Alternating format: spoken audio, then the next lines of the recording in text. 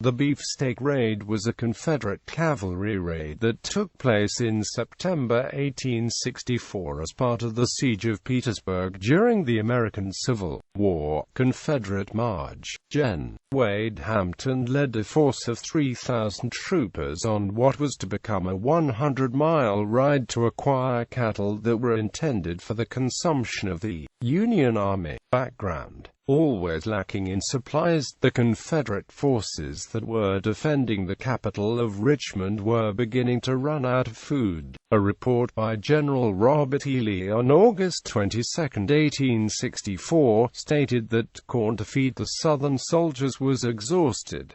A scout, Sergeant George D. Chadbourne, informed General Hampton on September 5, 1864, that there were 3,000 cattle behind Union lines at Edmund Rufflin's plantation on Coggan's Point, 5 miles away from Lt. Gen. Ulysses S. Grant's headquarters, which were lightly defended by only 120 Union soldiers and 30 civilians. Sensing an opportunity to increase the Army's food stores, Hampton arranged for 3,000 troops to follow him. These men included several certified Texas cattle thieves. Hampton led his men to the south of the cities behind Union lines. On September 14, he chose to cross where the Cook's Bridge over the Blackwater River once stood, knowing that an attack from there would be unexpected.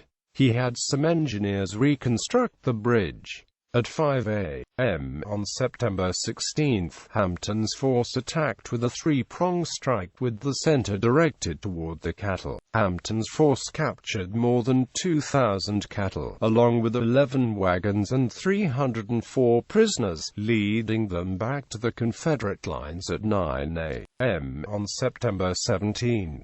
Aftermath: the total losses for the Confederates, who saw some opposition, were 10 killed, 47 wounded, and 4 missing. The official count of cattle successfully reaching the Confederates for food was 2,468. Despite the raid's success, its strategic impact was not as great as the large number of cattle taken might seem to indicate. For whereas the Union had the resources to replace its lost cattle, the Confederates lacked grain to spare for feed. They were therefore forced to slaughter the cattle almost as soon as they had secured them. The ensuing feast on the Confederate side might be better described as a rush to consume the beef before it spoiled. For days afterwards, the Southerners would taunt the Northern sentries, thanking them for all the food and inviting them over for dinner. There was so much beef available that Confederate sentries would sometimes offer it in unauthorized trades with Union sentries for certain luxury items of which the Federal soldiers had a plentiful supply, but the Confederates lacked. After the beef was eaten or spoiled, the Confederates reverted to the previous dire food situation. Abraham Lincoln called the raid the slickest piece of cattle stealing he ever heard of.